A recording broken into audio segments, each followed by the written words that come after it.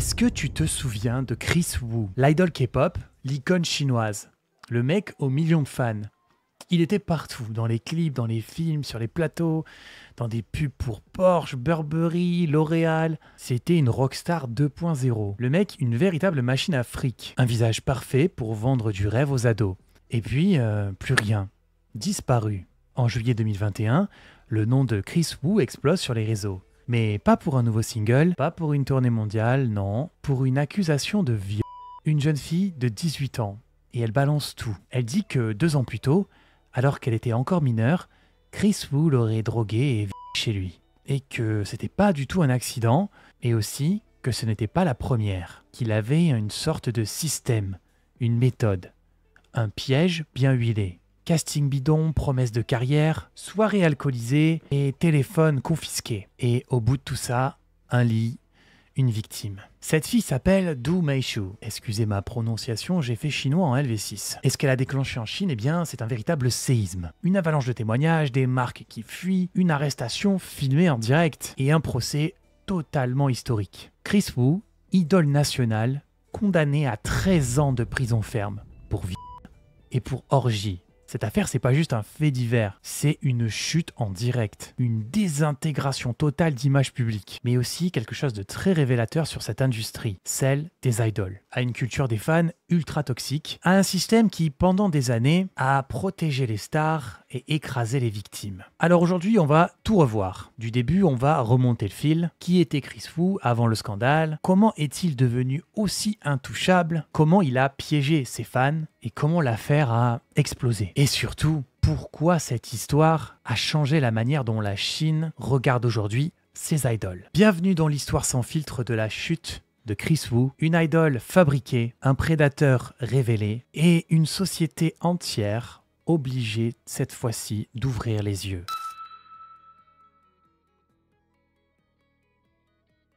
Tu veux comprendre comment quelqu'un peut passer de star internationale à criminel condamné? Faut commencer par comprendre déjà l'ascension. Parce que Chris Wu, c'est pas un inconnu qui a pété les plombs. C'est une véritable création industrielle. Tout commence à Guangzhou, en Chine, en 1990. Mais très vite, il quitte le pays avec sa mère pour s'installer au Canada, à Vancouver. En grandissant, il rêve de basket. Mais c'est le showbiz qui l'attrape. À 18 ans, il se fait repérer par la SM Entertainment, l'une des plus grosses agences K-pop de Corée du Sud. Et là, c'est l'entrée dans un monde brutal. Le monde des trainees. Années d'entraînement intensif, régime strict, contrôle total. Mais bon, Chris Wu, lui, il tient bon. Il veut réussir, il veut briller. En 2012, il fait ses débuts dans EXO, le groupe Phénomène.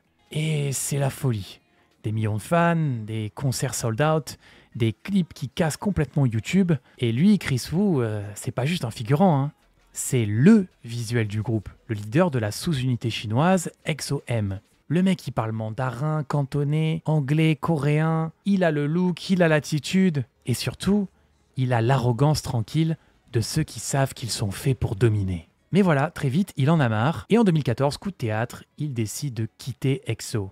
Il attaque même la SM Entertainment en justice. Raison officielle, mauvais traitement, conditions abusives. Mais en coulisses, tout le monde comprend. Chris Wu veut en réalité voler de ses propres ailes. Et surtout, retourner en Chine pour devenir une superstar solo. Et c'est là que tout explose. En Chine, il débarque comme un extraterrestre. Une idole formée à la K-pop, avec le prestige coréen, la maîtrise du mandarin et un branding propre. Il enchaîne les singles, les pubs, les plateaux télé. Chaque apparition est millimétrée. Et ça marche. En 2015, il joue dans Mr. Six, un film culte. En 2017, il s'envole à Hollywood pour tourner un Triple X avec Vin Diesel. Il fait même la couverture de Elle, il défile à la Fashion Week, il est invité au Met Gala. Bref, Chris Wu devient l'icône asiatique globale. Une sorte de pont entre la Chine et l'Occident. Et pendant ce temps, les marques se battent pour l'avoir. Louis Vuitton, Bulgari, Lancôme, L'Oréal, Porsche.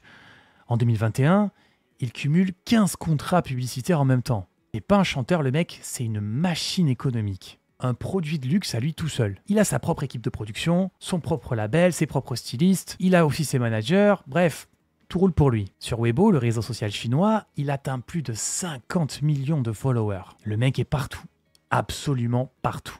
Mais voilà, comme tu t'y attends, quand tu es bien trop haut comme ça, quand personne autour de toi ne te dit non, quand ton équipe te protège à tout prix, quand t'as des adolescentes qui fondent en larmes rien qu'en te voyant passer, tu finis par croire que t'es devenu quelqu'un d'intouchable. Tu finis par penser que tout est dû dans la vie. Et c'est exactement ce qui s'est passé. Chris Wu, c'était pas juste une success story, c'était une star fabriquée par le système, surprotégée par des intérêts financiers, vénérée par des millions de fans et enfermée dans une bulle de pouvoir absolu. Et il ne s'est pas seulement perdu dans la célébrité, il en a fait une véritable arme. Et cette arme, il s'en est servi pour détruire des vies. Mais voilà, ce pouvoir, il allait bientôt le perdre. Pas à cause d'un journaliste, pas à cause d'un procès, pas à cause d'un média. Non, tout a basculé par une simple publication sur Weibo, postée par une jeune fille de 18 ans. Une fille que Chris Wu pensait pouvoir acheter, qu'il avait complètement sous-estimée.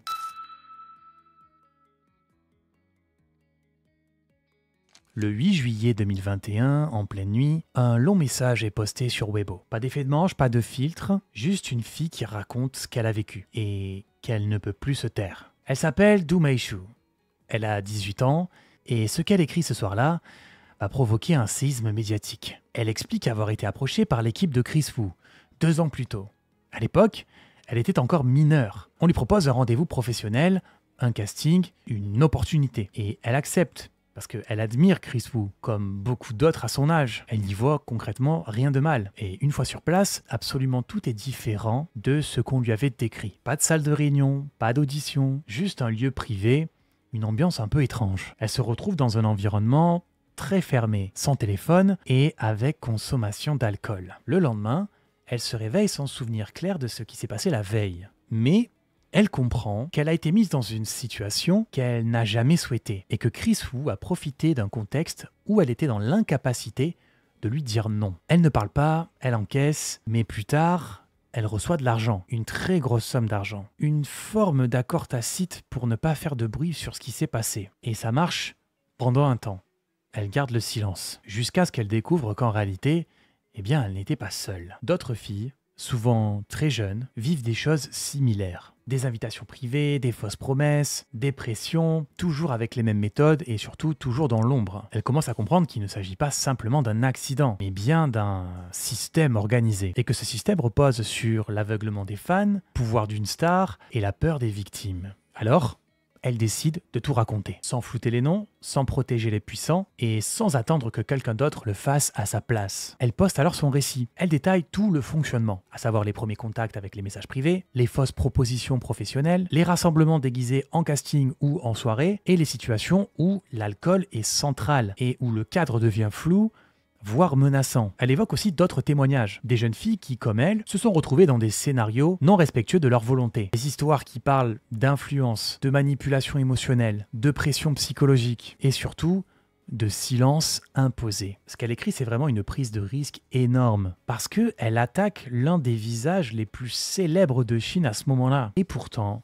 dès les premières heures, la parole se libère. Des centaines de commentaires, des captures d'écran partout, des témoignages indirects, des discussions en ligne entre victimes présumées, des alertes qui existaient déjà mais que personne ne voulait vraiment voir. En seulement quelques heures, le nom de Chris Wu passe d'un statut d'idole à celui du personnage central d'un scandale national. Quant à lui, de son côté, eh bien, il publie un simple démenti. Il nie tout et il parle alors de tentatives d'extorsion. Son agence annonce d'ailleurs des poursuites contre Du Meishu. En gros, il tente de reprendre clairement la narration de l'histoire, de dire que clairement c'est une erreur, c'est faux, c'est simplement une vengeance, une manipulation. Mais voilà, il est déjà bien trop tard pour lui. Le récit est déjà lancé et pour une fois, eh bien, ce récit ne peut pas être contrôlé. Parce que Du Meishu, eh bien, elle ne se contente pas seulement de dénoncer. Elle pose également une question implicite à toute la société chinoise. Jusqu'où va-t-on tolérer que la célébrité serve d'alibi au non-respect des autres? Cette question va tout faire exploser.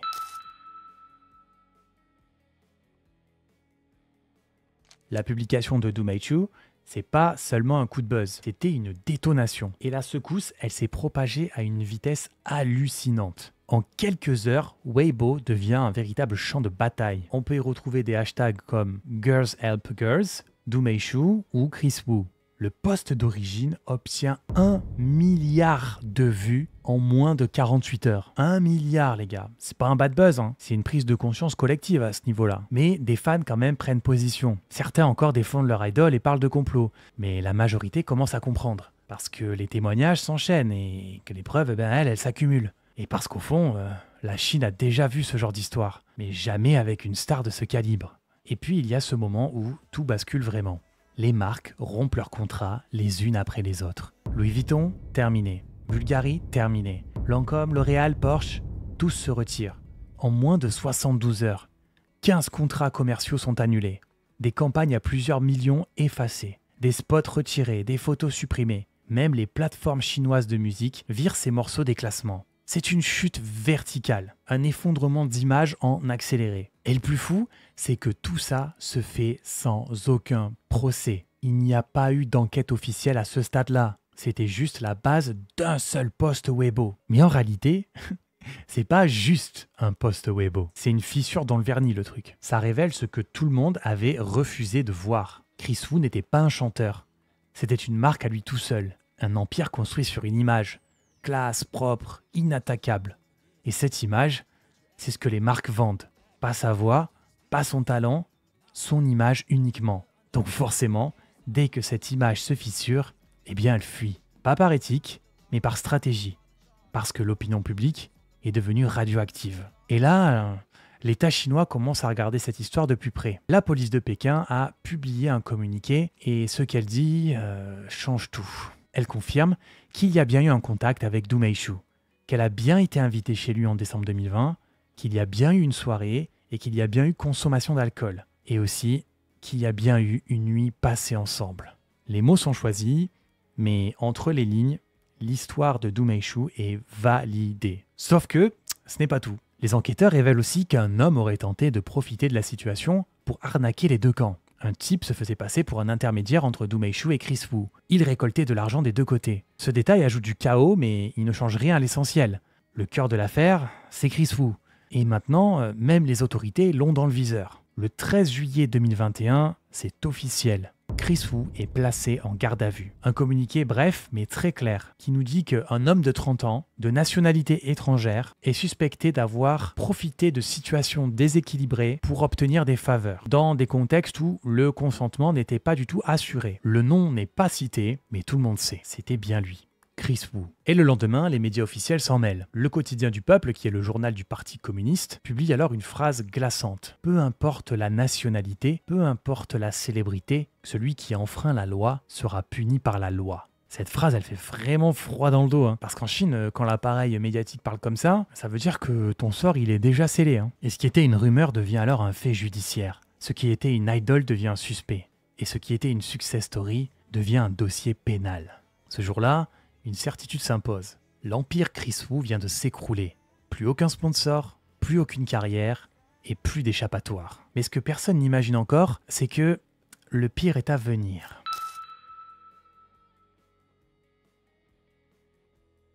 L'arrestation est alors relayée par les médias officiels dans la minute qui suit. Et cette fois, aucun doute n'est permis, la star est bel et bien derrière les barreaux. Silence radio de ses anciens sponsors, même ses réseaux sont désactivés ou figés, il a disparu. Volatilité de l'espace médiatique. Et en Chine, ça veut dire qu'une chose, le système a décidé de l'effacer. L'enquête se poursuit dans le plus grand des secrets. Pas de fuite, pas de mise en scène, juste une seule certitude, le procès aura bien lieu. Et il faudra attendre plus d'1 an. Mais en novembre 2022, le verdict tombe.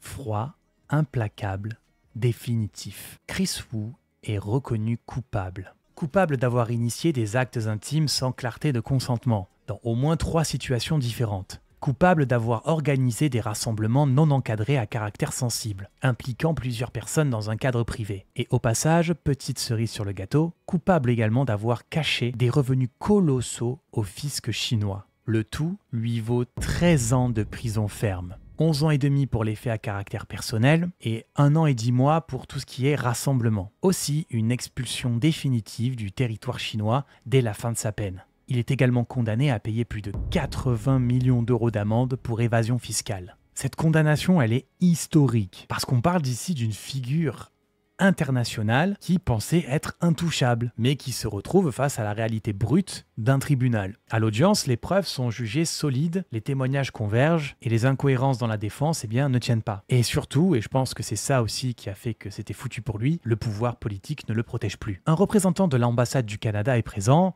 mais il ne peut rien y faire. La justice chinoise, elle applique clairement sa ligne, et ainsi la machine continue. En novembre 2023, Chris Wu tente un appel. La cour l'examine et au final finit par le rejeter. Ce qui veut dire que la sentence est maintenue intégralement. Aucune réduction, aucune négociation. C'est terminé. Le prince de la pop chinoise est désormais un détenu. 13 ans derrière les barreaux, puis l'expulsion, puis le néant. Aucune plateforme ne veut de ses œuvres, ses clips ont disparu, ses films sont déprogrammés. Ses anciens partenaires commerciaux refusent même de citer son nom. En Chine, Chris Wu n'est plus une personne publique. C'est un trou dans la mémoire collective. Et ce silence autour de lui, c'est aussi une manière de dire « Regardez ce qui arrive quand vous croyez que la célébrité vous met au-dessus des règles. » Mais l'histoire ne s'arrête pas là, parce que derrière le cas Chris Wu, il y a toute une industrie qui vacille. Et c'est ce qu'on va décortiquer maintenant.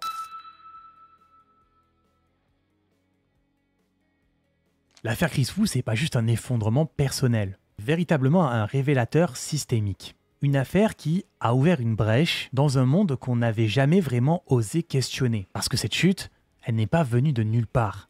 Elle est le fruit d'un environnement, d'un écosystème construit pour transformer des artistes en dieux vivants et des adolescentes en levier de marché. Regarde bien ce que c'était Chris Wu. Pas un chanteur, pas un acteur, mais un produit culturel de luxe. Élaboré pour séduire, formaté pour captiver, et marketé pour vendre. Mais dans ce système, plus t'es populaire, plus t'es protégé. Et plus t'es protégé, plus tu peux déraper sans aucune conséquence. Parce que voilà, tout le monde a quelque chose à perdre si tu tombes.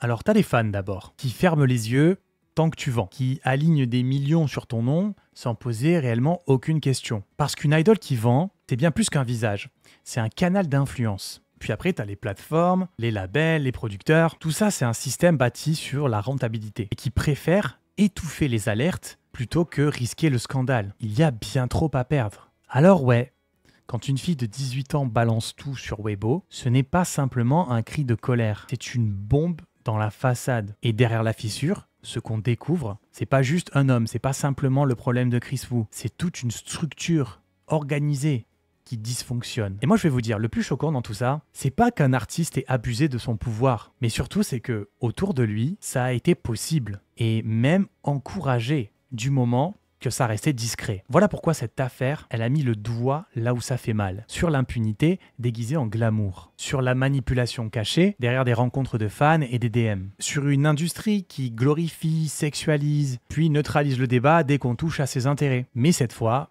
ça n'a pas tenu. Parce que la jeunesse chinoise, eh bien, elle a parlé. Des filles, des gars, des anonymes, des fans blessés, tous ont pris la parole. Et ils ont réussi à retourner le système. On a vu émerger des vagues de soutien inédites, des témoignages qui se recoupent, des captures des voix, des visages. Pour la première fois, les victimes n'étaient plus isolées, elles étaient toutes connectées. Et ça, pour le pouvoir, eh bien, c'est très dangereux. Alors la réaction a été immédiate. Modération, censure, nettoyage, certains mots interdits, certains comptes supprimés, des groupes de discussion dissous et des militantes discréditées. En surface, la justice a fait son travail, mais en profondeur, on a vraiment senti la peur d'un effet domino. Parce que si on commence à écouter ces histoires, si on laisse vraiment les voix se multiplier, c'est plus une star qu'on juge, c'est tout un modèle économique, culturel, idéologique qui vacille. Et ça, l'État chinois l'a très très bien compris. C'est pour ça que il l'a encadré, il l'a canalisé, toléré cette affaire pour l'exemple, mais refusé d'en faire un précédent. Et pourtant, on sent bien quand même qu'il y a quelque chose qui a changé, qu'un verrou a sauté. Même si les censeurs ont essayé quand même de refermer la porte, le mal est déjà fait. Ce qui veut dire que ce monde parfait d'idoles intouchables ne tient plus aujourd'hui en 2025. Alors pas complètement, pas pour tout le monde évidemment, mais je peux vous garantir que pour une génération maintenant, il y a un avant et un après Chris Wu.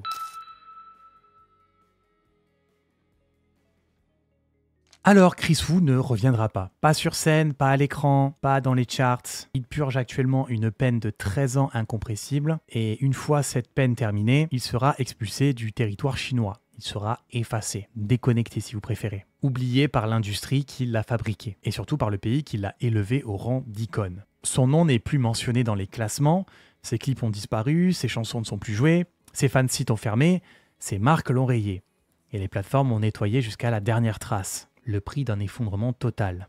Mais au fond, cette histoire ne parle pas vraiment de lui, elle parle plutôt de ce qu'il a représenté, de ce que des millions de jeunes ont projeté sur lui, et de ce qu'il a fait de cette adoration. C'est aussi l'histoire d'une fille, Du Meishu, qui, à 18 ans, s'est levée face à un géant, et qui a osé dire ce que tout le monde taisait. Elle n'a pas juste brisé le silence, elle a déverrouillé une génération entière. Parce qu'après elle, d'autres ont parlé. Parce qu'après elle, l'opinion a évolué. Et parce qu'après elle, on n'a plus pu dire « Ouah, elle exagère. Ouais, elle cherche l'attention. Elle savait ce qu'elle faisait. » Non, cette fois, c'est le système qui savait et qui l'a laissé faire. Alors oui, la justice est passée. Mais la vraie conséquence, la vraie cicatrice, c'est ce que cette affaire a laissé dans l'esprit collectif. Elle a révélé que les idoles ne sont pas des héros, que la célébrité ne protège pas indéfiniment, et que l'image, aussi brillante soit-elle, ne pèse rien face à la vérité. Et que c'est peut-être ça la vraie leçon qu'on peut apprendre sur Chris Wu aujourd'hui. La fin d'une époque où la puissance médiatique suffisait à tout couvrir. Il y a eu un avant, un monde où les fans étaient aveugles, où les marques étaient complices, où la parole des jeunes filles ne valait rien. Et il y a maintenant un après, plus méfiant, plus lucide, plus courageux.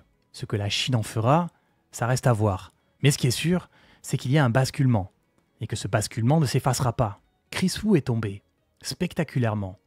Lui, il est fini, on le reverra plus. Mais qu'en est-il de celles qui se sont levées contre lui? Elles sont encore là, et elles n'ont pas fini de parler. Et si tu veux que ce genre d'affaires ne soit pas juste des faits divers oubliés, eh bien pense à t'abonner, à liker et à commenter cette petite vidéo. Parce qu'ici on parle pas simplement de potins, mais de structures qui façonnent notre monde. Et tant qu'on les laisse dans l'ombre, rien ne changera. D'ailleurs, je t'invite à regarder cette vidéo qui concerne l'influenceuse Hanul, qui a subi un véritable cancel national en Corée du Sud suite à du harcèlement scolaire. Une histoire captivante que je vous invite à découvrir dès maintenant. Abonne-toi et surtout, n'oublie jamais que ce n'est pas parce qu'une idole brille qu'elle mérite qu'on ferme les yeux.